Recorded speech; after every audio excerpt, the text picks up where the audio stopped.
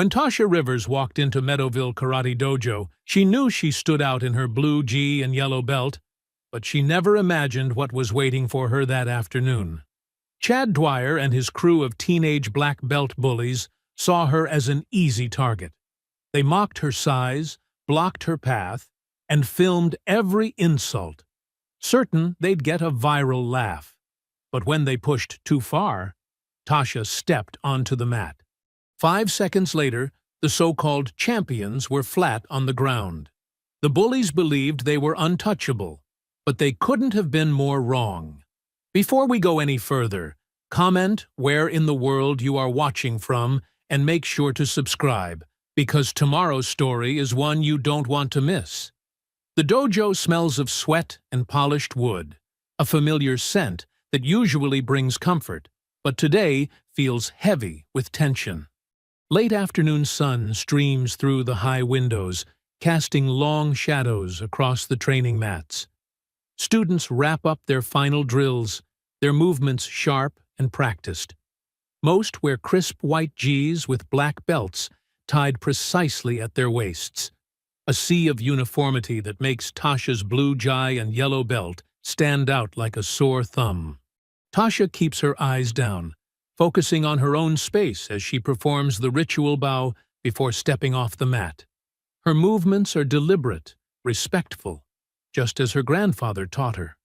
The worn canvas of her gear bag beckons from the corner, promising escape from another tense class. "Hey there, mascot!" Chad's voice cuts through the general shuffle of students gathering their things. He stands with perfect posture, his black belt tied with meticulous precision, every inch his father's son. "Leaving so soon?" Brett and Ethan flank him, creating a loose circle around Tasha. Their grins mirror Chad's, all teeth and no warmth. Brett's GI is still pristine despite the workout, while Ethan's shows signs of actual training, dark patches of sweat visible around his collar. "Some of us have homework," Tasha says quietly, trying to step around them. The other students pretend not to notice, hurrying to gather their things and leave. No one wants to get caught in Chad's crosshairs. "But you're missing the best part of class," Brett chimes in, shifting to block her path. "The real training." Tasha feels her heart rate pick up, but keeps her face neutral. Her grandfather's voice echoes in her head. "Stay calm." They're looking for a reaction. Chad steps closer, his voice dropping to a stage whisper. "You know, I've been wondering something. How many marshmallows do you think it took to make you that size?" A few nervous giggles ripple through the remaining students. "Probably enough to fill that GI," Brett adds, earning a approving nod from Chad. "I mean, look at it. It's practically bursting." Tasha notices phones appearing in hands around the dojo, held at careful angles. She recognizes the hungry look in the observers' eyes. They're waiting for a show. "Excuse me," she says firmly, attempting to move past them again. Her grandfather's rule pounds in her head. Walk away twice. This is attempt number 1. Ethan, who's been unusually quiet, shifts uncomfortably, but doesn't break ranks with his friends. "Maybe we should just let her—" "No, no," Chad interrupts, his smile growing sharper. "I've got a better idea. How about a friendly sparring match? You know, show everyone what that yellow belt's worth." "I'm done for today," Tasha responds, trying once more to leave. Walk away twice. Number 2. Brett steps directly in front of her. "What's wrong? Afraid all that extra padding won't protect you?" He reaches out and gives her shoulder a light shove, just enough to make her step back. The remaining students have formed a loose ring now, phones held higher, more obvious in their recording. The fluorescent lights overhead seem to buzz louder in the tense silence. "Come on, big girl," Chad says, his voice carrying across the dojo. "It'll be fun." Great content for TikTok, right? He holds up his own phone, red recording light blinking. "Unless you're scared." Tasha feels something shift inside her. Not anger, but a calm certainty. Her grandfather's voice comes to her again, clear as day. There's a difference between starting trouble and finishing it. The third shove comes from Brett, harder this time, making her stumble back toward the mat. The sound of her bag hitting the floor seems to echo in the suddenly silent dojo. Tasha straightens up slowly, smoothing her gi with deliberate movements. The mat feels familiar under her bare feet as she steps back onto it. She sees Chad's smile widen, sees Brett and Ethan move to flank her again, sees the phones raised high to capture whatever comes next. "Fine," she says calmly, her voice carrying in the hushed space. She settles into a relaxed stance, hands loose at her sides, nothing like the rigid formations taught in class. Her grandfather's practical lessons flow through her mind. Simple movements, efficient responses, no wasted energy. The late afternoon sun continues to stream through the windows, catching dust motes in its beams as they dance through the air. The smell of sweat and polish remains, but now it's tinged with the electric scent of anticipation. In this moment, Tasha feels her grandfather's presence strongly, remembering his words. "Sometimes, child, respect has to be earned the hard way." The dojo falls into an eerie silence, broken only by the soft shuffling of feet as students form a loose circle around the mat. The late afternoon sun casts long shadows across the floor, turning the white GIs into golden silhouettes. Phones rise higher, their small recording lights blinking like eager eyes in the dimness. Chad bounces on the balls of his feet, his movements fluid and practiced. His white GI rustles crisply with each motion, his black belt wrapped tight and precise around his waist, a symbol of his supposed mastery. The confident smirk never leaves his face as he circles Tasha, clearly putting on a show for his audience. "Let's see what you've got, Marshmallow," he taunts, voice carrying across the hushed space. Tasha stands perfectly still, her yellow belt hanging loose and unassuming. Her breathing remains steady, her stance relaxed but grounded, nothing like the rigid forms taught in class. Her grandfather's voice whispers in her mind, "Let them make the first mistake." The tension builds as Chad continues his theatrical circling. A bead of sweat rolls down his temple despite his casual demeanor. The watching students press closer, phones steady, not wanting to miss a moment. Suddenly, Chad launches forward with explosive speed. His leg sweeps out in a wide arc, aiming to take Tasha's feet from under her. A flashy move meant to humiliate. His GI snaps with the motion, and several students gasp at the aggressive attack. But Tasha isn't there. With shocking precision, she steps just beyond his reach. Her movement is minimal, efficient, almost casual. Before Chad can recover, her hand locks around his extended wrist. There's a brief moment where time seems to pause, Chad's eyes widening as he realizes his mistake. Then, physics takes over. Using Chad's own momentum, Tasha pivots. Her hip drops slightly, her grip adjusts, and suddenly, Chad is airborne. The flip is textbook perfect, but with real force behind it. Chad's back hits the mat with a thunderous crack that echoes through the dojo like a gunshot. The collective gasp from the crowd is just as loud. Phones waver as students stumble back, shocked by the violent reversal. Chad lies spread-eagled on the mat, all his arrogance knocked out of him along with his breath. Brett's face contorts with rage. "You little—" he snarls, charging forward with raised fists. His black belt whips behind him as he rushes in, form abandoned in favor of raw aggression. He's bigger than Chad, his muscles straining against his GI, clearly expecting to overwhelm her with pure strength. Tasha shifts her weight slightly, appearing almost bored. As Brett reaches her, she steps into his charge instead of away. Her hip meets his forward momentum, her hands find his GI, And suddenly, Brett's world spins. The hip throw is perfect. Minimal effort, maximum effect. Brett crashes down hard beside Chad, his impact making the mat shudder. The sound of 200 pounds of muscle hitting the floor seems to shake the whole dojo. Students scramble back further, their phones now shaking as they record, whispers rising like a wave. "Did you see that?" She dropped them like nothing. 2 black belts in 10 seconds. Chad pushes himself up on shaky arms, his face as red as a stop sign. His perfectly styled hair is disheveled, his GI askew, and his typical swagger completely gone. Brett groans beside him, making no move to stand. "Ethan!" Chad's voice cracks with humiliation and rage. "Take her down!" Ethan stands frozen at the edge of the mat, his face pale.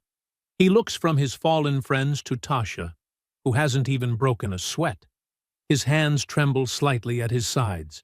The crowd watches with bated breath, phones still recording every moment. The late afternoon sun has dipped lower, casting longer shadows across the scene. The smell of sweat is heavier now, mixed with the sharp tang of fear and uncertainty. Tasha maintains her relaxed stance, watching Ethan with calm eyes. Her grandfather's teachings echo again. The strongest position is one where you don't need to prove anything. Around them, the whispers continue, growing louder with each passing second. She barely moved. How did she? They never saw it coming. Ethan shifts his weight from foot to foot, his black belt suddenly feeling very heavy around his waist. The dojo seems to hold its breath, waiting to see what he'll do. Chad's command hangs in the air, but the evidence of what happens to those who follow his orders lies groaning on the mat. "Ethan!" Chad's voice rises higher, more desperate. "Do it now!" The sound of the air conditioning kicking on makes several students jump. Phones continue to record, capturing every moment of hesitation, every second of this unexpected turn of events. The previously orderly dojo has transformed into a scene of chaos. 2 black belts down, 1 wavering, and a yellow belt standing calmly in the middle of it all.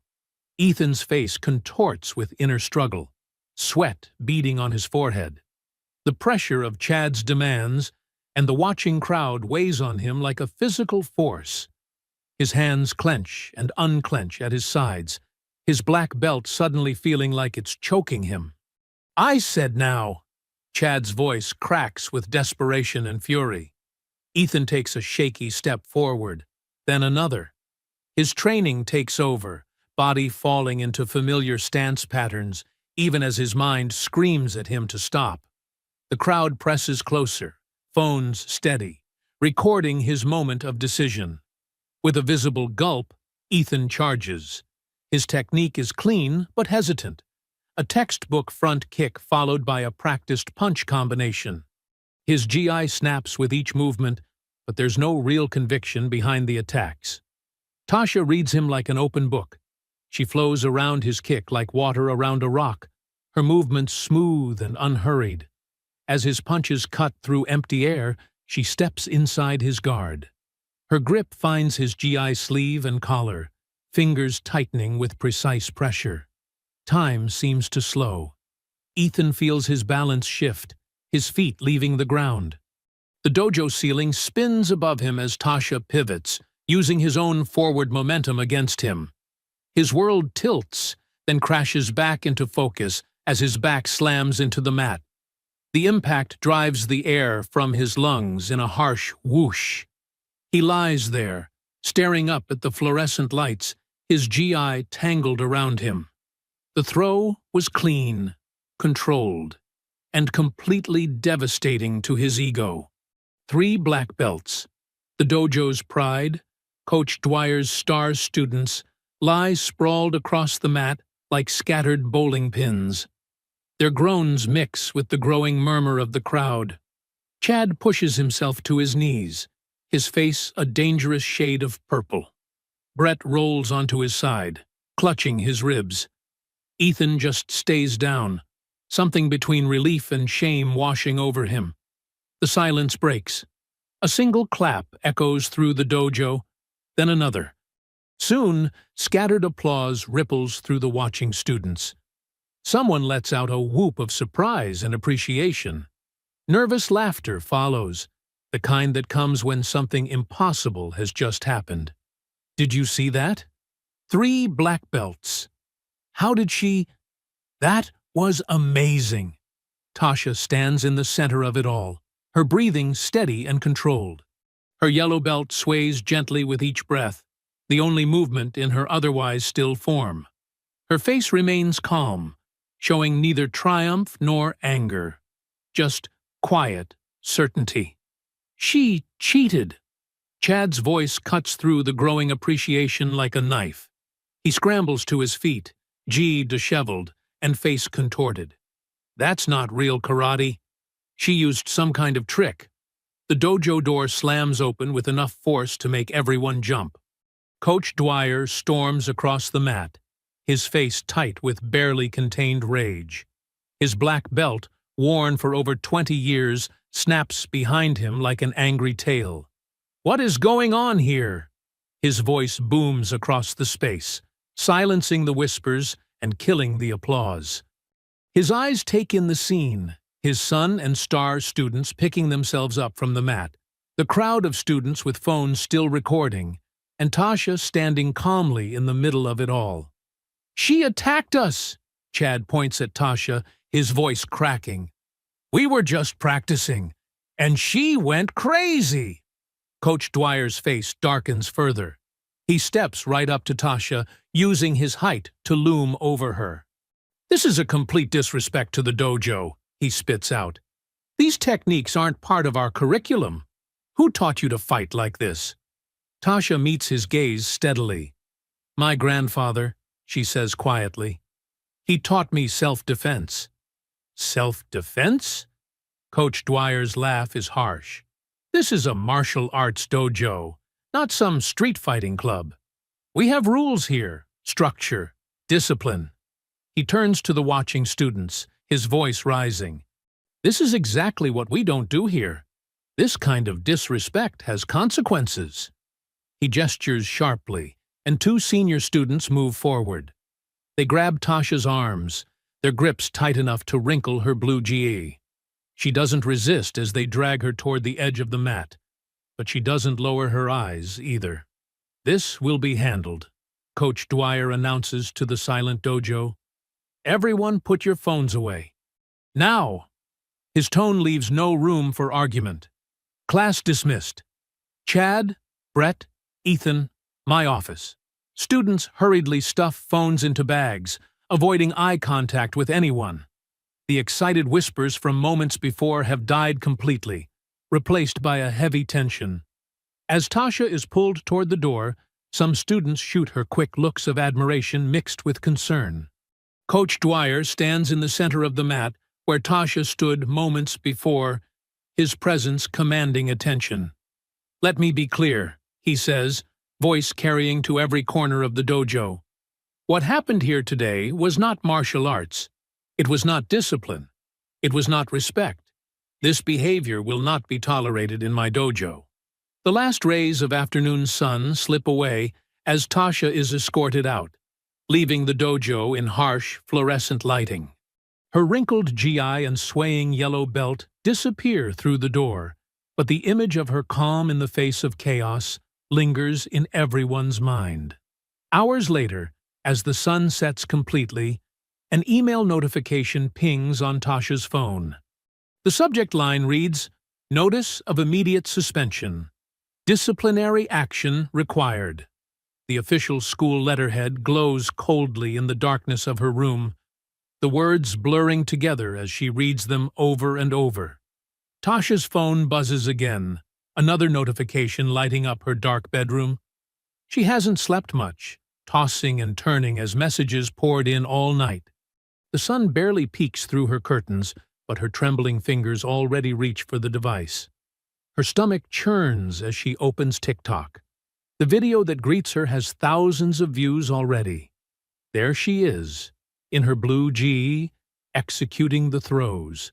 But something's wrong. The footage starts mid-action, showing only her counterattacks. Chad's taunts, the circling, the shoves, all gone. The comments scroll by like daggers. Who does this yellow belt think she is? Look at her size, LOL. Cheap shots on black belts. Fran, zero respect. Someone needs to teach her a lesson. Tasha's hands shake so hard she nearly drops the phone. More clips appear, each edited the same way. Some zoom in on her face, adding cruel captions. Others slow down her movements, twisting them to look aggressive rather than defensive. A soft knock breaks through her spiral. "Baby girl!" Bernice's voice carries gentle concern. "You up?" "Yeah, Grandma." Tasha's voice cracks. Bernice opens the door, already dressed for the day in her familiar flowered dress. Her eyes take in Tasha's untouched bed, the phone clutched in white-knuckled fingers. Without a word, she sits on the bed and pulls her granddaughter close. "They're lying," Tasha whispers into her grandmother's shoulder. "They cut out everything they did. Now everyone thinks I just attacked them for no reason." Bernice strokes Tasha's hair, her touch steady and sure. "I know, baby. But lies don't stay buried forever." She pulls back, looking Tasha in the eye. "Get dressed. We're going to see Reverend Miller." 30 minutes later, they pull up to the small brick church. The morning sun catches the stained glass windows, throwing rainbow patterns across the steps where Reverend Miller waits. Her tall frame stands straight and dignified, her gray hair perfectly arranged beneath a deep purple hat. "Bernice called ahead," she says, opening her arms to Tasha. "Come on in, child. Let's talk about this properly."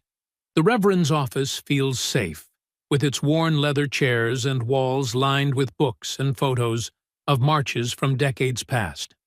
Tasha sinks into a chair, while Bernice explains the situation. Reverend Miller's face grows darker with each detail. "Show me these videos," she says finally. Tasha hands over her phone, fresh tears threatening as the clips play again. Reverend Miller watches in silence, her finger occasionally tapping the screen to replay certain moments. She says finally. "I see what they did here. Classic technique. Cut out the cause, show only the response. Make the victim look like the aggressor." She hands the phone back. "Your grandfather would have recognized this game immediately." A knock at the office door makes them all turn. A woman stands there, notebook in hand, her press badge catching the light. "Sorry to interrupt," she says. "I'm Darla Perez from the Meadowville Ledger. I was hoping to speak with Tasha Rivers." Reverend Miller starts to rise, but Bernice touches her arm. "I know your work, Ms. Perez. You covered the factory strike last year. Told it straight, even when pressure came down." Darla steps inside, closing the door quietly. "These videos caught my attention," she says, pulling out her phone. "But something felt off. The angles, the editing, too clean, too coordinated." She looks at Tasha directly. "I think someone's trying very hard to control this story. Question is, why?" Tasha glances at her grandmother, who nods encouragingly. Slowly, she tells Darla everything. The months of taunts, Chad's deliberate provocations, Coach Dwyer's blind eye to his son's behavior. Darla's fingers fly across her notebook. "This fits a pattern," she murmurs. "There have been other incidents at that dojo, other complaints that mysteriously disappeared." She looks up. "Would you be willing to go on record?" Before Tasha can answer, Darla's phone chimes. Her eyes widen as she checks the message. "Hold on," she says, fingers working quickly. "A student just sent me something interesting." She props her phone on the desk, and they all lean in. The video plays. It's from the dojo, but shot from an angle Tasha hasn't seen before. The camera faces a wall of mirrors, and, in their reflection, "There," Darla says, slowing the footage. "Watch the reflections." In the dimmer, reversed image, They can clearly see Chad's initial shove, the way the three boys cornered Tasha. The timestamps match perfectly with her defensive moves. See? Darla's voice is gentle but firm. You didn't start this. They did. And they're working overtime to hide that fact. She taps her notebook thoughtfully. Question is, what else are they hiding? Because this level of coordinated cover-up? This isn't their first time. Tasha stares at the reflection footage, her chest tight with emotion. In the mirror's truth, she sees herself not as an aggressor, but as someone standing her ground, just like Grandpa taught her. Reverend Miller leans forward, her voice carrying the weight of experience. Sometimes, child, the truth needs help to come to light. And sometimes, that help comes from unexpected places. She glances at Darla. What exactly are you proposing? The evening sun casts long shadows through the dojo windows as students file out after class. Chad sits on a wooden bench, wincing as he stretches his bruised muscles. Brett and Ethan hover nearby, their usual swagger replaced by nervous energy. Coach Dwyer paces before them, his footsteps echoing in the nearly empty space. This is unacceptable, Dwyer says, his voice tight with barely controlled anger. 3 black belts, my top students, humiliated by a yellow belt. He stops, fixing each boy with a hard stare. And now it's all over social media. Chad rubs his shoulder, face red with shame. Dad, Quiet, Dwyer snaps. The sharp sound makes Ethan jump. I don't want excuses. I want solutions. He pulls out his phone, scrolling through videos of the incident. This threatens everything we've built here. Our reputation, our relationships with the school board, the funding for our new competition space. Brett shifts uncomfortably. Coach, what do you want us to do? Dwyer's expression softens slightly, becoming calculating. We protect this dojo's reputation. That's what we do. He turns to address the remaining students lingering by the door. Everyone, phones out. Now. Confused faces look back at him as students retrieve their devices. I need all footage from today, for review, safety purposes. His tone leaves no room for argument. Brett, help them delete it after I've saved copies. We need to control what's out there. One younger student raises her hand tentatively. But I already posted. Take it down, Dwyer cuts her off. Now! This is about dojo security, about protecting our community. His eyes narrow. Anyone who doesn't comply won't be welcome back. The students form a line, surrendering their phones one by one. Brett connects each to a laptop, transferring files before deleting the originals. Some look uncomfortable, but no one dares object. Across town, Principal Eldridge sits at her desk, reading Coach Dwyer's carefully worded email. Her fingers drum against the polished wood as she considers his request. The phone rings. It's Officer Redding. I've started gathering statements, Redding says without preamble. Several witnesses saw Rivers initiate the confrontation. Very aggressive behavior. Eldridge nods, though he can't see her. Good. We need this documented properly.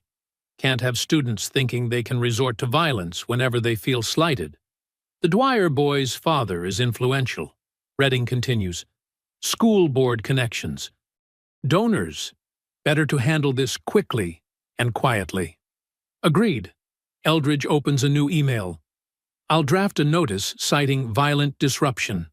We can't have this kind of disorder in our school. I'll have the witness statements ready by morning. All properly formatted, of course.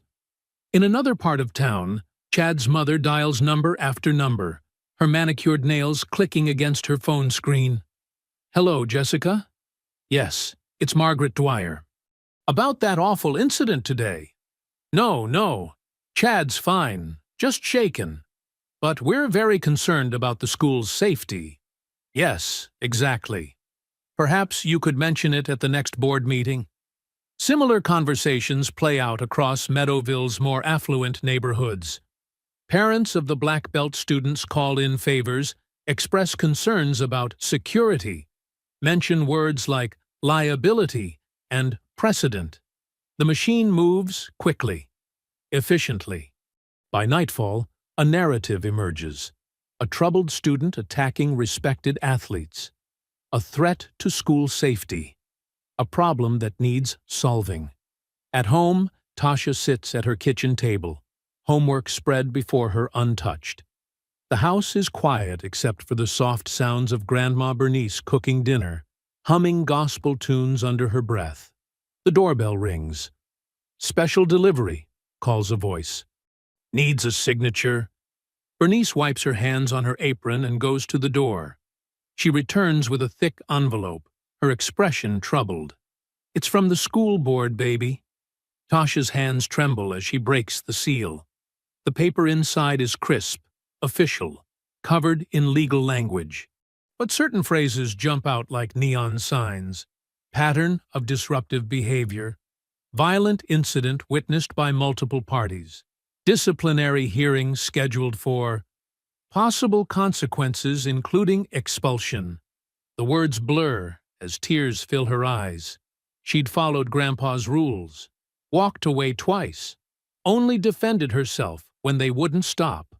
But none of that matters now.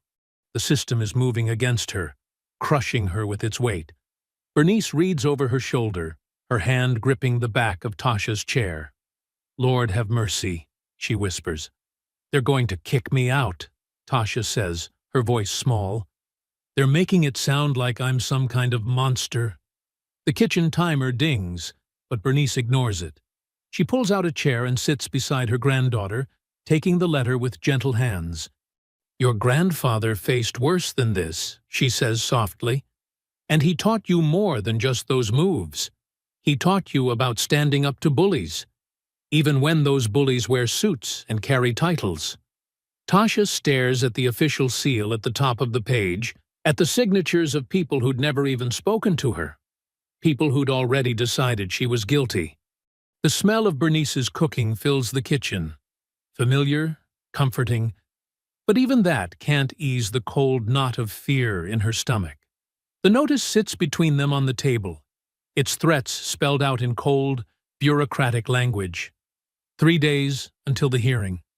3 days to fight a system that's already decided her fate. The kitchen grows quiet except for the soft ticking of the old clock on the wall. Tasha's yellow belt lies crumpled on the table next to the hearing notice, its color a stark contrast against the white paper. Her shoulders slump as she stares at nothing, the weight of the system's attack pressing down on her. Bernice watches her granddaughter from across the table, recognition flickering in her eyes. She's seen this look before. On her husband Levin's face decades ago, on her own face in harder times. The look of someone good being ground down by something bigger than themselves. "Stay right there, baby," Bernice says, pushing herself up from the table. Her house shoes shuffle against the linoleum as she disappears down the hallway toward her bedroom. Tasha barely nods, lost in her thoughts. The suspension notice seems to mock her from its place on the table. All those official words twisting everything around, making her self-defense sound like some kind of violent rampage.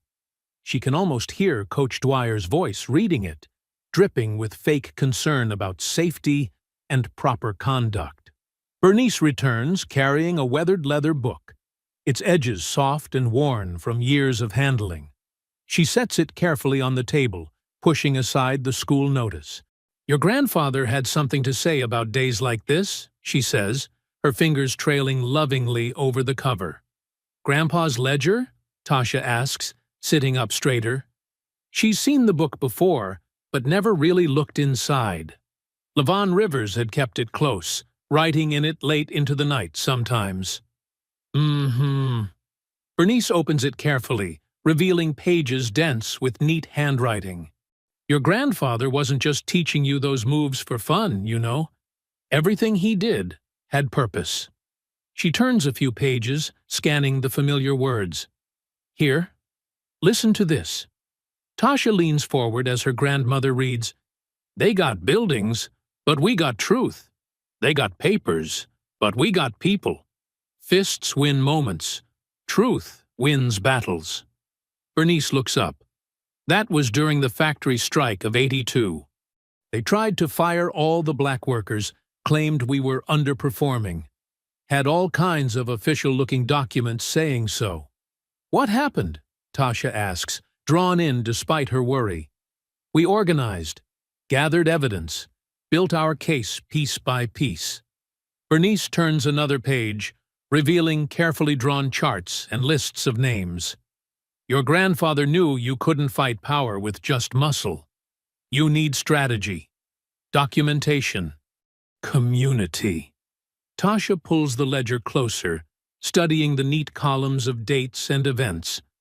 Between the lines of text are little diagrams, layouts of meeting places, arrows showing march routes, notes about which officials could be reasoned with, and which ones were lost causes. See here? Bernice points to a particularly detailed page. This is how we proved the factory was lying about performance numbers. Levon had everyone keep their own records.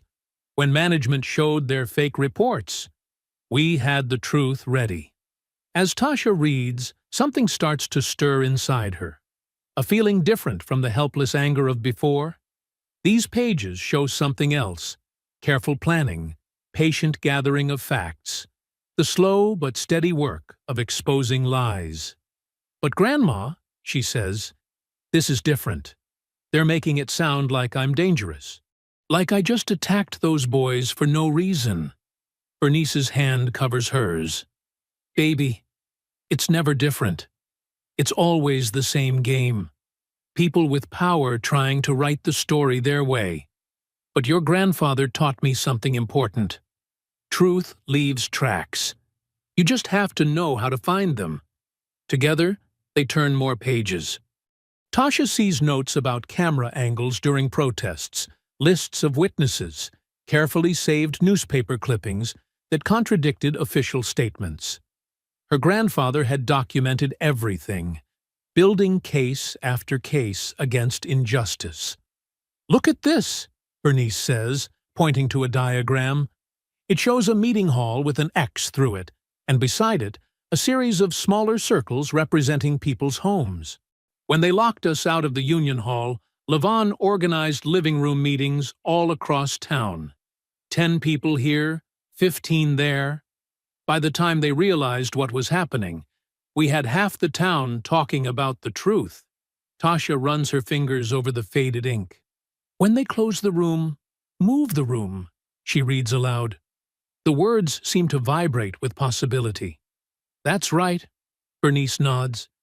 They think they can control this by keeping it all official and behind closed doors. But truth finds its way out. It always does. Tasha looks at her yellow belt with new eyes. It's not just a symbol of rank anymore. It's evidence. Every tug and wrinkle in it tells the story of what really happened. Just like the phones that recorded everything, the students who saw it all, the history of Chad and his friends' behavior. Grandpa knew what he was doing, she says slowly, teaching me those moves. It wasn't just about defending myself, was it? No, baby. Bernice's voice is soft but strong. It was about standing your ground, about being ready when the moment came. But he also knew the fight doesn't end with the fight. That's just where it starts. The kitchen timer dings again, forgotten dinner still waiting in the oven. But neither of them moves. They keep turning pages, Bernice explaining each entry, each strategy, each small victory, won not with fists, but with truth, carefully gathered and powerfully presented. Tasha's finger traces her grandfather's words again. When they close the room, move the room. The hopelessness of before begins to fade, replaced by something steadier. Something that feels like her grandfather's hand on her shoulder, guiding her through a new kind of movement. Not a throw or a block, but the careful orchestration of truth against power. The morning sun cast long shadows across Mrs. Rodriguez's small front yard as Tasha climbed the worn concrete steps. Wind chimes tinkled softly above the door, their gentle sound at odds with the weight of why she was here. She adjusted the strap of her bag, Grandpa's ledger tucked safely inside, and rang the doorbell. Footsteps shuffled inside, and the door opened to reveal Mrs. Rodriguez, still wearing her blue cafeteria uniform from the morning shift. Her eyes were tired but kind as she recognized Tasha. "Come in," she said, ushering Tasha through a narrow hallway decorated with family photos. "I've been expecting you since Reverend Miller called." The living room was small but neat, with plastic covers protecting the fabric of an old floral couch. A fan whirred quietly in the corner, stirring the heavy air. Mrs. Rodriguez gestured for Tasha to sit. "Would you like some water?" "I just made fresh lemonade, too." "Lemonade would be nice, thank you," Tasha replied, pulling out her grandfather's ledger and a notebook. She could hear ice cubes clinking in the kitchen. Mrs. Rodriguez returned with 2 tall glasses, condensation already beading on the sides. She settled into a worn armchair across from Tasha, smoothing her uniform skirt with nervous hands. "I should have spoken up sooner," she said quietly, more to herself than to Tasha. "Those boys, it wasn't just you they targeted." Tasha took a sip of lemonade, letting the tart sweetness steady her. "Can you tell me what you saw? Everything you remember?" Mrs. Rodriguez's story spilled out like water from a broken dam. Chad and his friends had been terrorizing younger students in the lunch line for months, cutting in front, knocking trays, making comments about people's food or appearance. "They always made it look like jokes," she said, twisting a tissue in her hands. "But you could see the hurt in those kids' faces." "Did you report it?" Tasha asked, pen moving steadily across her notebook page. "3 times. Mrs. Rodriguez's voice hardened. "First to Principal Eldridge, then to the school board. Last time directly to Coach Dwyer, since everyone kept saying what good boys they were, how he'd straighten them out." She gave a bitter laugh. "Next day, my hours got cut. Budget reasons," they said. A knock at the door made them both jump. It was Mr. Chen, the night janitor, still in his gray work clothes despite the weekend. Mrs. Rodriguez had called him too. "I saw everything," he said without preamble, settling onto the couch next to Tasha. "Those boys would wait until the hallways were almost empty. I cleaned up more knocked-down books than I can count." Tasha's pen flew across the pages as Mr. Chen described incident after incident. The time Chad trapped a freshman in the bathroom. The day Brett made a girl cry by mocking her lunch. Ethan usually just watched, but he never stopped them. "I wrote it all down," Mr. Chen said, pulling a small notebook from his pocket. "Dates, times, what happened. Been doing it for months. Showed it to Officer Redding once." He shook his head. He said without video proof, it was just stories. Mrs. Rodriguez brought more lemonade as they talked. The morning stretched toward noon, the fans' steady rhythm underlying their voices as they pieced together a pattern of harassment and cover-ups. Around 11, Reverend Miller arrived, her presence filling the small room with quiet authority. She listened intently, occasionally asking a clarifying question or making a note in her own notebook. "The fellowship hall is yours if you need it," she told Tasha. "We can hold a teach-in, let people share their stories, show everyone this isn't just one incident." Just then, Darla Perez's car pulled up outside. The reporter entered with an armful of papers, her face flushed with excitement and anger. "You're not going to believe what I found," she said, spreading documents across Mrs. Rodriguez's coffee table. "Financial records. The school's been paying Dwyer's dojo for safety training programs. $50,000 last year alone. But there's no record of any actual programs." They all leaned in to look. Purchase orders, contracts, board meeting minutes, all showing money flowing between the school and the dojo. "And look at the dates," Darla pointed out. Each payment lines up with when complaints about the boys were filed. It's like hush money, but they dressed it up as community partnership. Tasha sat back, her head spinning. The ledger in her lap seemed heavier now, weighted with echoes of her grandfather's fights against similar systems. Principal Eldridge signs off on all these payments, Darla continued. And guess who sits on the committee that reviews her contract? Coach Dwyer's brother-in-law. Mrs. Rodriguez muttered something in Spanish that sounded like a curse. Mr. Chen's face had gone hard and still. Reverend Miller placed a steady hand on Tasha's shoulder. Child, you did more than just defend yourself that day. You cracked open their whole operation. Darla gathered her papers, stacking them precisely. This isn't just about you anymore, Tasha.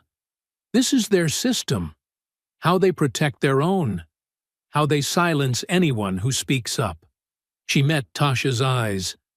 But systems leave paper trails, and we've got the receipts. The fan continued its slow rotation, stirring the heavy air. Outside, a car horn honked. Kids shouted. Normal Saturday sounds that seemed far away from the weight of truth gathering in Mrs. Rodriguez's small living room.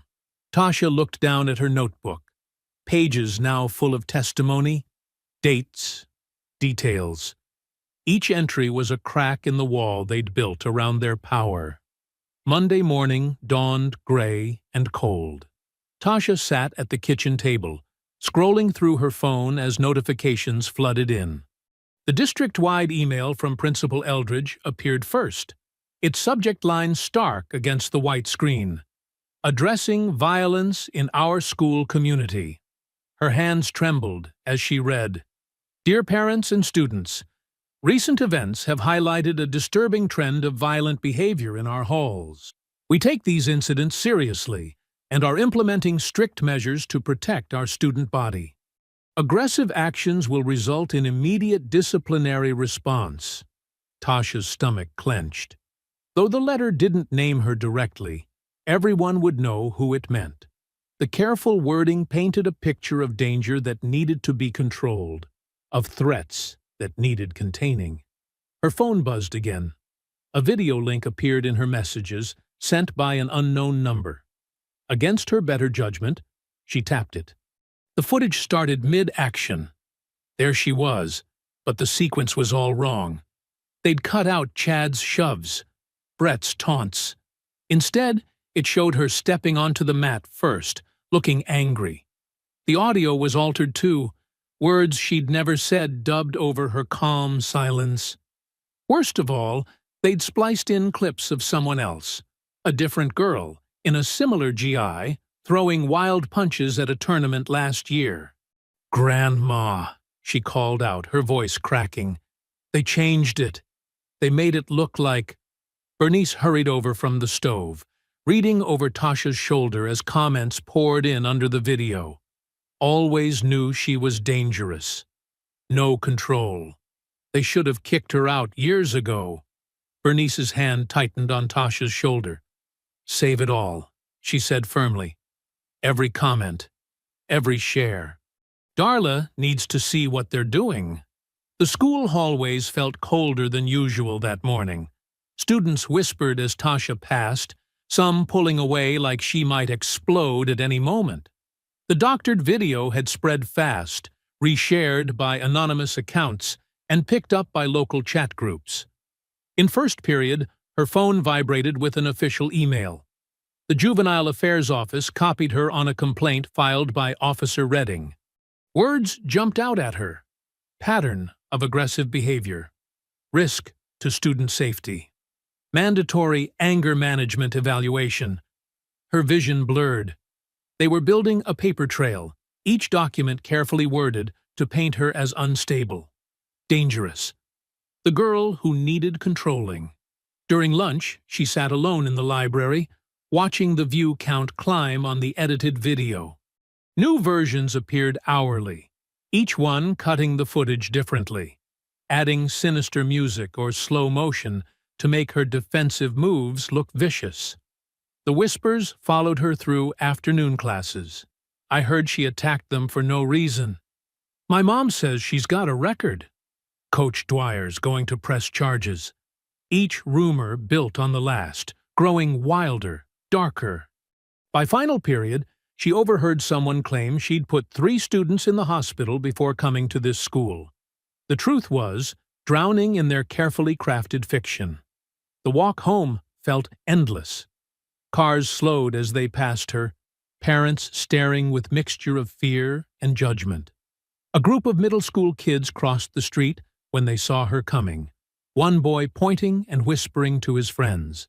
At dinner, Tasha pushed her food around her plate, the smell of Grandma's cooking unable to break through her nausea. The silence in their small kitchen felt heavy, broken only by the soft clink of forks and the distant sound of traffic. "They're erasing me," she finally whispered, her voice barely audible. "They're erasing me before I can even breathe." Bernice set down her fork. "Baby girl, look at me." Tasha raised her eyes slowly, meeting her grandmother's steady gaze. "They're trying," Bernice acknowledged. "They're using every trick they know. Fear, lies, paperwork, making you small before you can stand tall." She reached across the table, taking Tasha's hand. "But they forgot something important." "What's that?" "You've got your grandfather's spine and my memory. We know these moves. Been watching them try this dance for generations." Bernice squeezed her hand. "And you know what else?" Tasha shook her head. "Every lie they tell, every video they doctor, every false report they file, that's not just meanness. That's fear. They're scared of the truth you carry." Outside, a car alarm started wailing, its piercing sound cutting through the evening quiet. Tasha stared at her untouched dinner, thinking about the weight of truth versus the volume of lies. The machine was big, with countless moving parts all grinding away at her story, her character, her very self. But Grandma was right. They were scared. Why else go to such lengths? Why build such elaborate fictions if one girl's truth wasn't threatening enough to shake their whole system? The car alarm finally fell silent, leaving behind a ringing emptiness. In that quiet, Tasha remembered her grandfather's words from the ledger. "They can paper over the truth, but they can't make it disappear. Truth's got roots, goes deep. Just got to protect those roots until it's strong enough to break through." She picked up her fork, taking a small bite of dinner. The food still tasted like ash in her mouth, but she forced herself to eat. Tomorrow would require strength, and Grandma's cooking had sustained generations of fighters before her. The machine might be erasing her public image, but they couldn't erase the truth she carried. In her muscles, in her memory, in the growing stack of evidence hidden safely in her grandfather's ledger. That truth had roots, and they ran deep. The knock came just after 9, 3 sharp raps that made Tasha and Bernice exchange worried glances. They weren't expecting anyone this late. Bernice peered through the peephole, then stepped back with surprise. "It's that boy from the dojo. The quiet one." Tasha's heart skipped. "Ethan?" She opened the door to find him shifting from foot to foot on their small porch, his face half hidden by the shadows. He wore a plain hoodie instead of his usual dojo gear, and his eyes darted nervously to the street behind him. Can I come in?" His voice cracked. "Please?" Bernice ushered him inside, closing the door firmly. In the warm kitchen light, Ethan looked pale and drawn, like he hadn't slept properly in days. His hands wouldn't stop fidgeting with the strings of his hoodie. "I'm sorry," he blurted out before anyone could speak. "I'm so sorry about everything. The fight, the videos, all of it. It wasn't supposed to go like this." Tasha sat down at the kitchen table, keeping her movements slow and careful, like approaching a spooked animal. "What wasn't supposed to go like this, Ethan?" He swallowed hard. "Chad. He planned it all. That day at the dojo. It wasn't spontaneous. He'd been talking about it for weeks, saying we needed to put on a show with the yellow belt. His voice grew smaller. With you. Bernice's wooden chair creaked as she settled in. Tell us everything, child. Ethan's words tumbled out in a rush. Chad kept saying we needed content for social media, something viral. Ethan's face flushed with shame. He said you'd be perfect, because no one would believe your side anyway. He made us practice the setup, told us exactly what to say, where to stand so the phones would catch everything. Tasha's hands clenched under the table. And Coach Dwyer? His dad knew. Not everything, but enough. He told Chad that sometimes you have to test people's boundaries to maintain discipline. Ethan's laugh was hollow. That's what he called it. Testing boundaries. Bernice stood suddenly. Wait right here. She disappeared into the living room, returning with her phone and Darla's business card. This needs to be on record. 10 minutes later, Darla arrived, her reporter's notebook already in hand. She set up her phone to record while Ethan spoke, his voice growing steadier as he shared details. Screenshots of group chats where Chad laid out the plan. Timestamps of when Coach Dwyer suggested which students to target for discipline lessons. Screen recordings of conversations about editing footage to tell the right story. I saved everything, Ethan said, pulling out his own phone.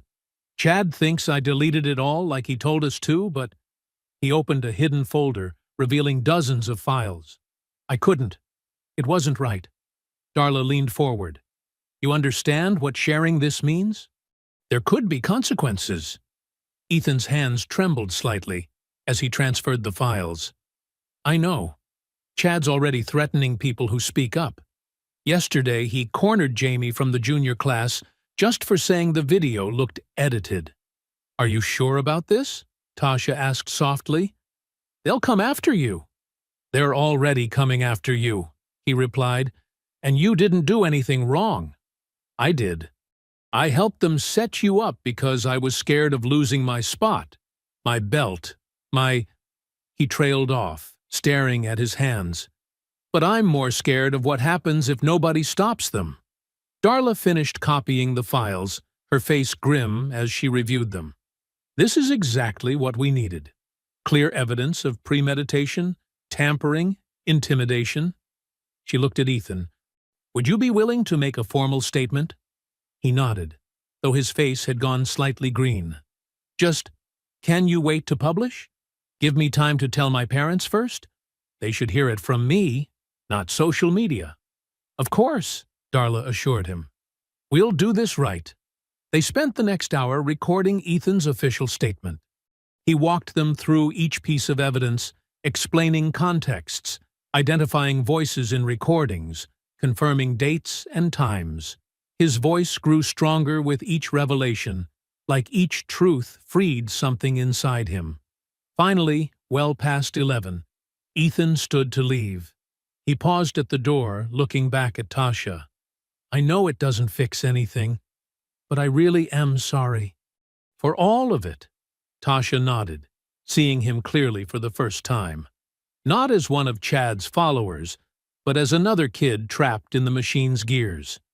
Thank you for coming forward. After he left, Darla reviewed her notes one last time. This changes everything. We can prove systematic targeting, prove the cover-up, prove the retaliation. She gathered her things, energy radiating from her movements. I'll start verifying everything tonight. Once Darla had gone, Tasha sat at the kitchen table, her grandfather's ledger open before her. The pages felt warm under her fingers, like they held some of his strength still. She traced his careful handwriting. Truth needs witnesses. Find the ones who see, but stay silent. Help them find their voice. Bernice's hand settled on her shoulder. You okay, baby? Tasha stared at the ledger, thinking of Ethan's shaking hands and determined eyes, of all the evidence now safely backed up on Darla's phone. She thought of the machine grinding away, trying to bury her story under manufactured lies and doctored videos. "Now we fight their lies," she whispered, and her voice held no fear. The old wooden floorboards of First Community Church creaked under the weight of folding chairs and restless bodies. The usual Sunday morning peace had given way to an electric tension as neighbors filed in, filling row after row until people stood along the walls. Window fans hummed, fighting the heat of too many bodies in too small a space. Tasha sat in the front row between Bernice and Reverend Miller, watching Darla set up her laptop and portable projector. Her yellow belt lay folded in her lap, a reminder of why they were here. Behind her, she could hear whispers rippling through the crowd. "Did you see those videos they've been sharing? My daughter said the school's calling it a rampage. Coach Dwyer's saying she attacked without warning." Reverend Miller stood, her presence commanding immediate silence. "Brothers and sisters," her voice carried to every corner, "we're here today because truth matters, because justice matters, because our children matter." She gestured to Darla. "Ms. Perez has something to show us." Darla stepped forward, professional in her pressed blazer despite the heat. "What you're about to see is a synchronized compilation of 3 different video sources from the dojo that day. The timestamp in the corner proves these are unedited. The projector flickered to life against the church's white wall. The footage started with a wide shot from a security camera showing Tasha trying to leave practice. In perfect sync, a student's phone recording showed Chad and his friends circling her. A third angle, caught in a mirror's reflection, captured Chad's deliberate shove. Someone in the crowd gasped as the push played out in crystal clarity. The synchronized videos continued, showing Tasha's precise, minimal movements. No flashy kicks, no aggressive strikes, just clean, defensive techniques that ended the confrontation in seconds. The audio picked up Chad's taunts before, his cursing after. "Now," Darla said, freezing the frame, "compare this to the edited version being circulated." She played the doctored clip that had been spreading online, the one that started mid-action and made Tasha look like the aggressor. Angry murmurs filled the church. Mrs. Washington, who'd taught 3rd grade for 30 years, stood up. "They cut out everything that showed those boys starting it." "Exactly," Darla confirmed. "And we have evidence this wasn't just casual editing." She pulled up screenshots of Chad's group chats, the ones Ethan had provided. These messages show the setup was planned. They intended to provoke and film a reaction. The crowd grew louder, their anger palpable. Reverend Miller raised her hands for quiet. "Tasha," she said gently, "would you like to speak?" Tasha's legs felt wooden as she stood, facing her community. These were people who'd known her since she was small, who'd watched her grow up, who'd mourned with her family when Grandpa passed. She gripped her yellow belt like an anchor. "I didn't want to fight," she began, her voice soft but steady. "My grandfather taught me that real strength isn't about showing off or hurting people. It's about ending danger, nothing more." She looked down at her belt. "That day, I walked away twice, just like he taught me. But when they wouldn't stop," she raised her eyes to the crowd, "I didn't fight for pride. I fought to end danger." "Amen," called out Mr. Jenkins from the back. Others nodded, some wiping tears. Darla stepped forward again. "There's more. We've uncovered financial records showing suspicious payments between the school board and Coach Dwyer's dojo. Previous complaints about bullying were buried. Students were pressured to delete evidence." Her words cut off as Reverend Miller's phone buzzed. The Reverend's face darkened as she read the message. She held up a hand, and the room fell silent. "The school board," she announced, her voice tight with controlled anger, "has just decided to make Tasha's disciplinary hearing closed to the public. No community members allowed." The church erupted. Parents jumped to their feet, voices overlapping in outrage. Ms. Peterson, the cafeteria worker who'd testified about previous bullying, shouted, "They can't hide this!" "They're trying to bury it," called another voice. "Not this time."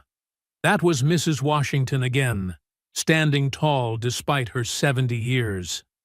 "We didn't march in the 60s to let them pull these tricks now." Bernice gripped Tasha's hand as the crowd's anger swelled. Tasha squeezed back, watching Reverend Miller's face harden into stone.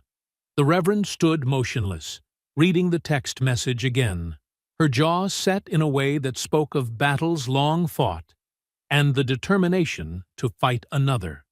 The afternoon light streamed through the stained glass windows, casting rainbow shadows across the agitated crowd.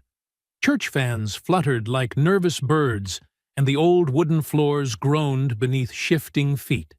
In the midst of the chaos, Tasha felt strangely calm. She looked down at her grandfather's belt in her lap, remembering his words about moving the room when they tried to close it. Around her, the community's voices rose and fell like waves, angry, protective, determined. These were the witnesses her grandfather had written about in his ledger. These were the voices that refused to stay silent. Reverend Miller's phone buzzed again in her tight grip, but she didn't look at it.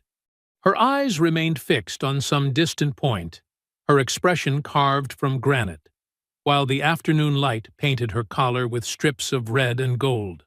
The late afternoon sun cast long shadows through the church windows as Tasha helped fold chairs. Her arms ached, but the physical work felt good, a way to process everything that had happened during the forum. The smell of old wood and lemon polish filled her nose as she stacked each metal chair with a soft clang. Mrs. Washington insisted on helping despite her age, her arthritic hands gripping chair after chair. "You showed real dignity today, child," she said, pausing to catch her breath. "Your grandfather would be proud." Tasha managed a small smile, remembering how Grandpa Levon used to say dignity wasn't about winning. It was about standing firm in your truth. The thought warmed her as she worked, despite the uncertainty ahead. Bernice and Reverend Miller stood near the pulpit, heads bent over papers, probably planning their next move now that the board had closed the hearing.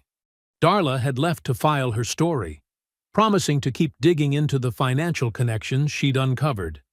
The piece of cleanup duty shattered as sirens pierced the air. At first, they seemed distant, but they grew louder with each passing second. Red lights flashed through the stained glass, painting emergency patterns across the walls. "Fire!" someone shouted from outside. "The fellowship hall's on fire!" The room erupted into motion. Reverend Miller ran for the side door, her robes billowing. Tasha dropped the chair she was holding and followed the crowd streaming outside. The fellowship hall, the simple building where they held community dinners and youth groups, was engulfed in flames. Orange tongues licked up the white siding, black smoke billowing against the darkening sky. The heat hit Tasha's face like a physical wall. "Dear Lord," Mrs. Washington whispered, clutching her chest. Fire trucks screamed into the parking lot, their red lights spinning across shocked faces. Firefighters jumped out, dragging hoses, shouting orders. The crowd moved back as water arced through the air, steam hissing where it met flames. Tasha found herself pressed against Bernice's side, watching helplessly as the place where she'd attended so many community gatherings burned. The fellowship hall had been where they'd held Grandpa's memorial service, where she'd learned to draw in summer art classes, where just last week they'd planned this very forum. Hours later, when the flames were finally out, the fire chief spoke to Reverend Miller. His words carried across the parking lot. "Looks electrical. Old wiring, probably." But Tasha saw the look that passed between Reverend Miller and Bernice. The same look flickered across other faces in the crowd. No one said it out loud, but the timing was too convenient. The message too clear. The next morning, Tasha checked her email before school, hoping for news about her art scholarship application. The response made her stomach drop. "Dear Ms. Rivers, Your application has been deferred pending behavioral review. Recent incidents have raised concerns. She closed the laptop, hands shaking. They were cutting off every path forward, one by one. At school, the hallways felt different. Students who'd been friendly yesterday now avoided her eyes. Teachers spoke to her in careful, distant tones. During lunch, she overheard a freshman telling his friend, "My dad says we shouldn't get involved. It's not worth the trouble." The fear spread like ripples in a pond. The cafeteria worker who'd testified about previous bullying called in sick. The janitor who'd shared his documentation suddenly couldn't remember specific dates. Even some church members found excuses not to return Bernice's calls. That evening, Tasha sat at their kitchen table staring at her yellow belt. The edges were fraying slightly. Like her hope, she thought. The smell of smoke still clung to her clothes from the fire, mixing with the familiar scent of Bernice's cooking. "They're winning," she whispered, her voice cracking. "Everyone's too scared now." Bernice turned from the stove, wooden spoon in hand. "Baby girl! The scholarship committee won't even look at my portfolio anymore." Tasha's words tumbled out faster. "Nobody will talk to me at school. They burned down the fellowship hall just to show they could, and everyone knows it, but nobody can prove it, and—" Her voice broke completely. Tears she'd been holding back all day spilled over. Bernice crossed the kitchen in 3 steps, wrapping strong arms around her granddaughter. Tasha buried her face in her grandmother's shoulder, sobbing like she hadn't since she was small. "They closed every door," she choked out. "The hearing, the scholarship, the fellowship hall. They're making sure we can't fight back." Bernice's hand stroked her hair, steady and sure. For a long moment, she just held Tasha, letting her cry. The kitchen clock ticked softly, marking time as the last sunlight faded outside their windows. Finally, Bernice spoke, her voice low and firm against Tasha's ear. "They closed the room," she whispered. "Now, move the room."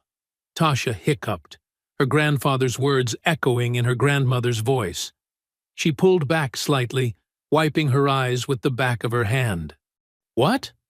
Your grandfather didn't just write those words," Bernice said. "He lived them. When they locked the courthouse doors, he held court on the courthouse steps. When they closed the meeting halls, he moved the meetings to porches and parks." She cupped Tasha's tear-stained face in her hands. "They think walls and doors give them power. But truth doesn't need walls, baby girl.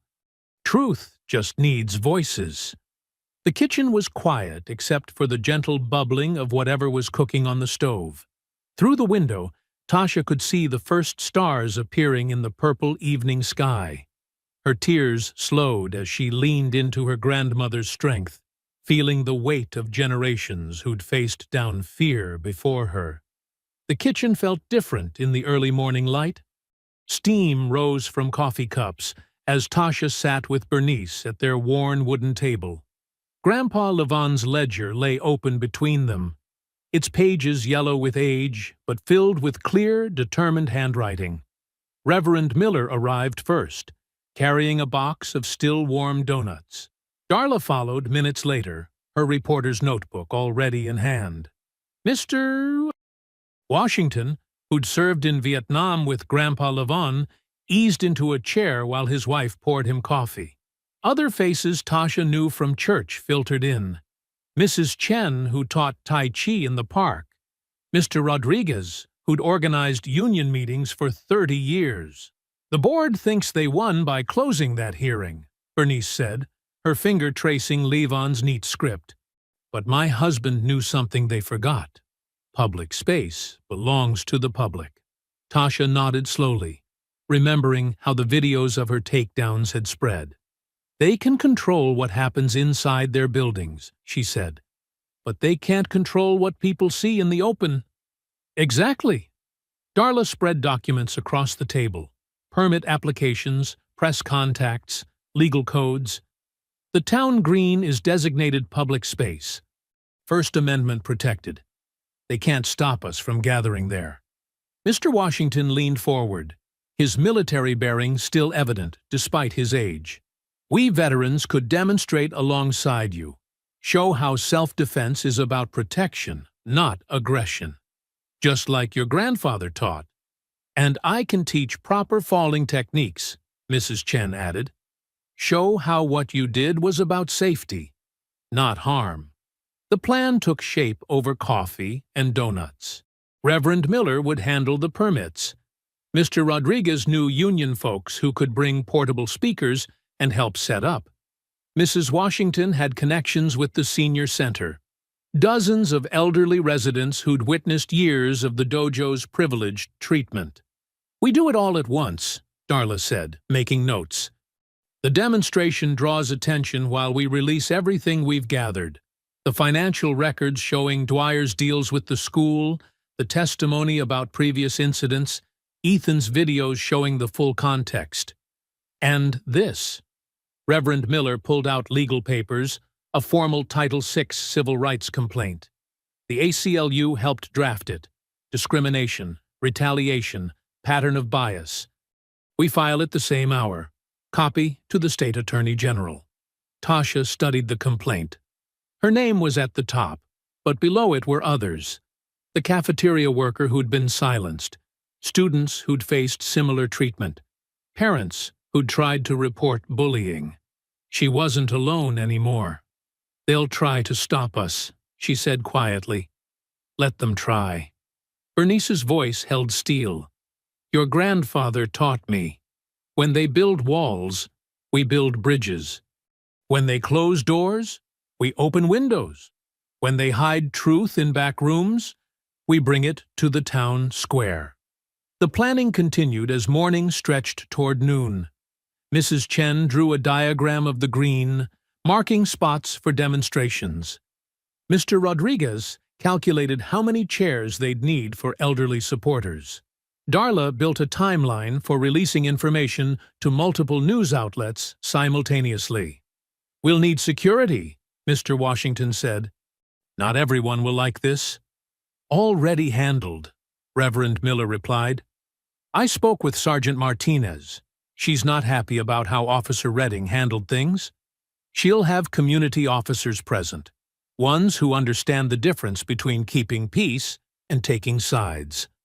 Tasha absorbed it all, watching these adults, these pillars of her community, build something larger than any single incident. This wasn't just about her fight in the dojo anymore. It was about every student who'd been bullied, every parent who'd been dismissed, every truth that had been buried under paperwork and procedure. "What about the boys?" she asked suddenly. "Chad? Brett? Ethan?" "They'll have a choice to make," Darla said. "Ethan's already chosen truth. The others, well, sometimes seeing justice happen in the open changes people." The sun climbed higher as they finalized details. Permits would be filed that afternoon. The press packet would go out to 12 different outlets. Veterans and seniors would spread the word through their networks. Even the fire, meant to frighten them, had only made their resolve stronger. Finally, as people began gathering their things, Tasha slipped upstairs to her room. Her blue G hung clean in the closet, her yellow belt coiled on the shelf below. She lifted the belt, feeling its familiar weight. Not white for beginner, not black for expert.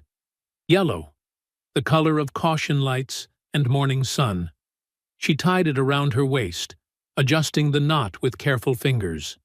In the mirror, she saw more than just herself. She saw her grandfather's quiet strength, her grandmother's unwavering faith, her community's collective courage. Back downstairs, the kitchen had nearly emptied. Bernice stood by the sink, washing coffee cups. She turned as Tasha entered, noting the belt with approval. "They tried to erase me," Tasha said, touching the yellow fabric. "Made me invisible in their clips, twisted everything I did, tried to burn away our gathering place." She squared her shoulders, feeling the belt's gentle pressure. "But this time, they can't erase me. were taking it all into the light. Morning dew still clung to the grass as volunteers set up folding chairs on the town green. The space transformed with each passing minute. Portable speakers appeared, handmade signs sprouted like flowers, and live stream equipment glinted in the strengthening sunlight. Mrs. Chen led a small group marking the demonstration area with bright yoga mats, while Mr. Washington directed veterans setting up a semicircle of seats for the elderly. Tasha stood back, watching the preparation. Her blue gi felt crisp and clean against her skin, the yellow belt a band of sunlight around her waist. Bernice adjusted Tasha's collar with gentle fingers, smoothing non-existent wrinkles. "Remember what your grandfather said about public spaces?" Bernice asked softly. "They belong to everyone," Tasha replied. "So they belong to truth." The crowd grew steadily. Church members arrived carrying water bottles and programs. Union workers showed up in their jackets, some still wearing work boots from early shifts. Seniors from the community center settled into the front rows, armed with paper fans against the warming day. Parents who'd had their own run-ins with the school's selective justice system stood in clusters, comparing notes. Darla moved through the gathering, checking her phone and conferring with other reporters who'd arrived from neighboring towns. Each held copies of the press packet, thick with financial records, testimony transcripts, and time-stamped screenshots showing the careful editing of video evidence. 5 minutes, Reverend Miller called out. She stood near the temporary podium, sorting papers with practiced calm. Behind her, a large screen had been set up to display video evidence. Tasha took deep breaths, centering herself as she'd learned in countless practice sessions. The grass felt springy beneath her bare feet. She thought of all the times she'd been told to make herself smaller, to take up less space, to accept whatever treatment others decided she deserved. Not today. The crowd hushed as Reverend Miller stepped to the podium. "We gather today," she began, her voice carrying clearly across the green, "to witness truth in the open air." Tasha moved to her position on the demonstration mat.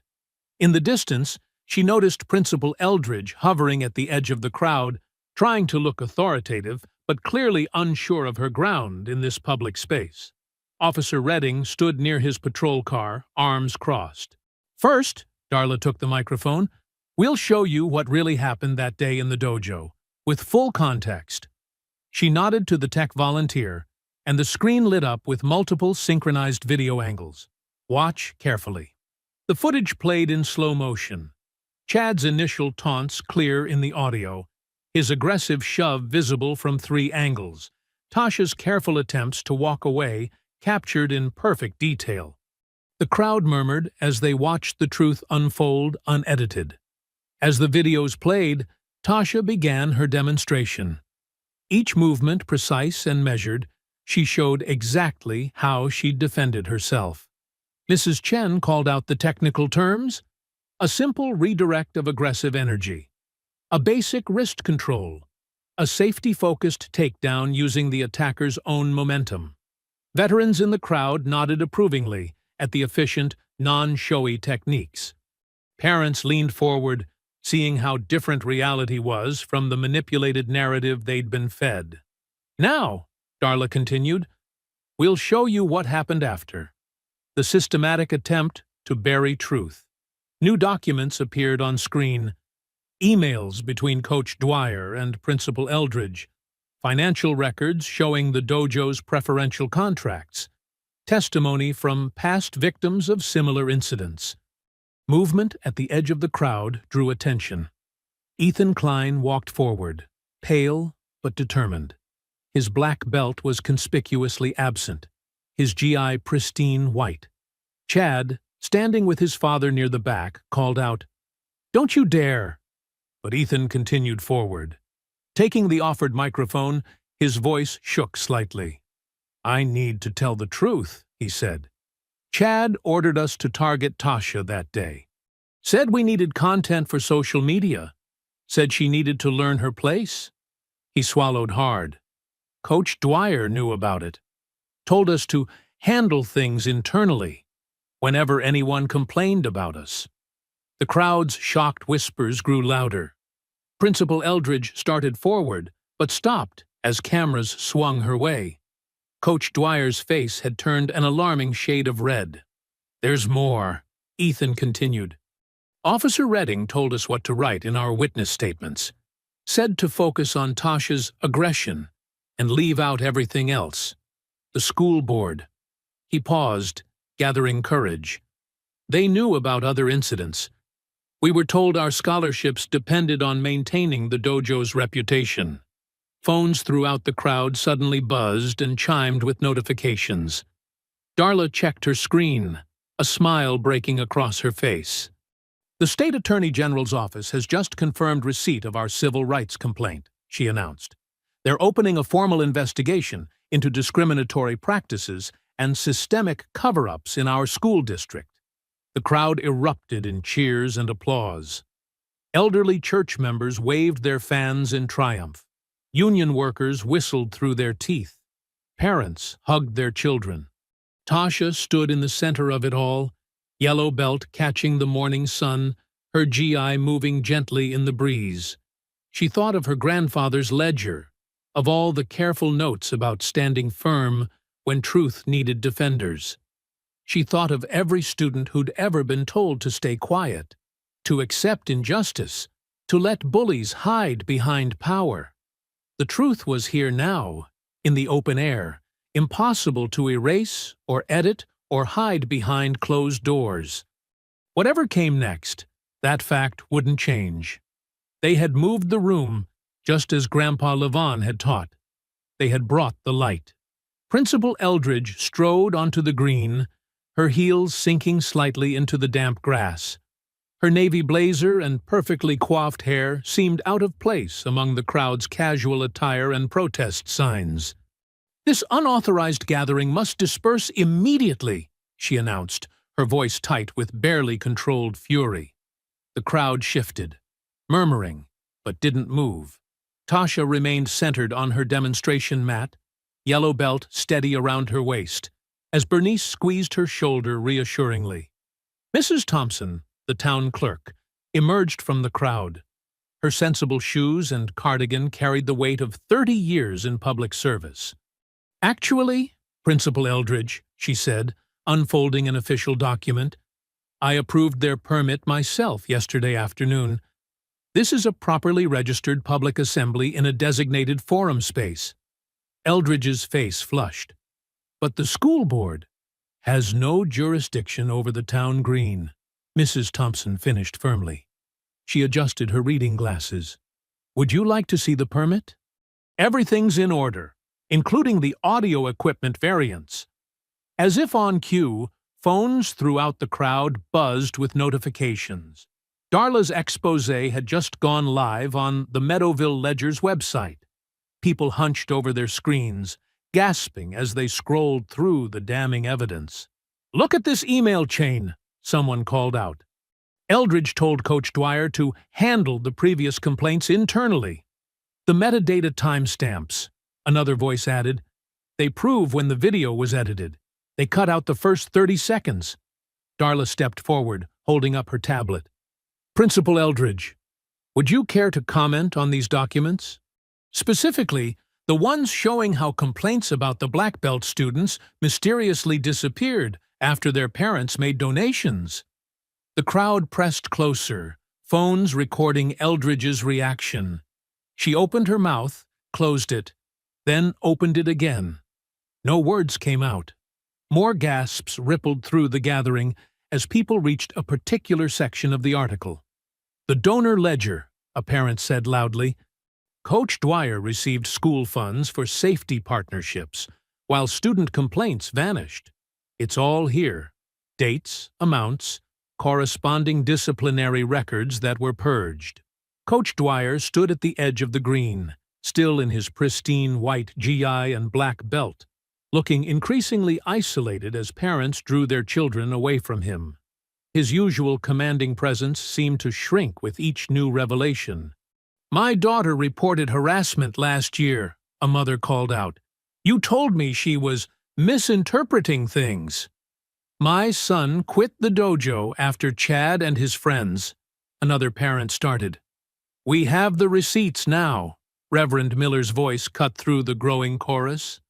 Every incident, every cover-up, every penny exchanged. Movement near Coach Dwyer drew everyone's attention. One of his senior students, a teenager with 10 years of training, slowly untied his black belt. The black fabric whispered as it slid free of his GI. Without a word, the student walked to where Dwyer stood and dropped the belt at his former teacher's feet. The soft thump seemed to echo across the suddenly silent green. Another student followed, then another. Black belts fell like dark rain around Dwyer's feet. Each hollow impact marked another loss of trust, another rejection of his corrupted authority. This isn't what martial arts should be, one student said, voice breaking. You taught us about honor, but you didn't live it. Eldridge tried one last time to assert control. This is a deliberate attempt to damage reputations. No, Tasha spoke up, her clear voice carrying across the green. This is truth finding its way into the light, like water finding its path downhill. You can't stop it anymore. The crowd began to move, a slow rhythm building. We see you, someone called out. Others took up the chant. We see you! We see you! The words swelled, becoming a wave of accountability washing over the green. Parents, students, workers, elders, all voices joined together, bearing witness to years of buried injustice finally exposed. Eldridge's perfect posture crumbled. Her shoulders sagged as she backed away from the podium, her heels leaving small divots in the grass. The carefully maintained facade of authority dissolved under the weight of revealed truth. Coach Dwyer stood frozen, surrounded by discarded black belts, symbols of respect and achievement transformed into accusations at his feet. His white GI, usually a mark of his position, now seemed to highlight his isolation against the colorful crowd of united community members. The morning sun climbed higher, warming the dewy grass. Signs swayed in the gentle breeze. Truth isn't disorder. And 5 seconds don't erase months. The live stream numbers kept climbing as more people tuned in to witness the moment justice broke through the surface of power's carefully maintained illusions. Tasha remained at the center of it all, her yellow belt a band of light against her blue GI. She thought of her grandfather's ledger, of his patient documentation of truth, of his belief that justice would eventually find its way if people stayed strong enough to make space for it. The chant continued to pulse through the crowd. We see you! We see you! Each repetition stripped away another layer of pretense, another year of covered tracks, another false narrative carefully constructed to protect the powerful at the expense of the vulnerable.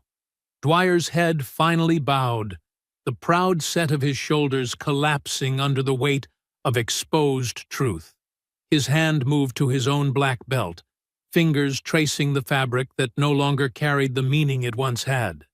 Sunlight streamed through the fellowship hall's new windows, casting warm rectangles across freshly painted walls. The smell of pizza mingled with drying paint and sawdust as volunteers put finishing touches on the renovated space.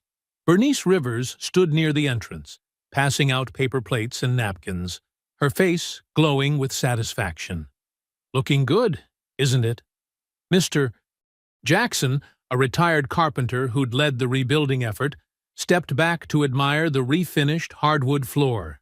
Better than before, if you ask me. Tasha helped arrange folding chairs along the walls, each one donated by a different family in the community. Some bore small brass plates with names, silent testimonies to the unity that had emerged from conflict. The union folks really came through with the electrical work, Reverend Miller said, testing a new light switch. Everything up to code, and then some. The rebuild had become a symbol of community healing. after the disciplinary hearings concluded and the truth prevailed. People wanted to do more than just witness justice. They wanted to build something lasting from it. News clippings covered one bulletin board, telling the story of accountability. Coach Dwyer's suspension pending investigation into financial misconduct. Principal Eldridge's hasty early retirement announcement. Officer Redding's reassignment to desk duty while Internal Affairs reviewed his conduct. Chad's lost scholarship opportunities after multiple universities withdrew their offers. But more important were the changes that followed. The school board, under intense public pressure, had passed new oversight requirements. Every disciplinary action now required review by a community panel. Anonymous reporting systems were established. Training programs on bias and accountability became mandatory for all staff. "Remember when they tried to make this place feel small?" Bernice asked, watching Tasha arrange practice mats for the afternoon's class. Now, look at it.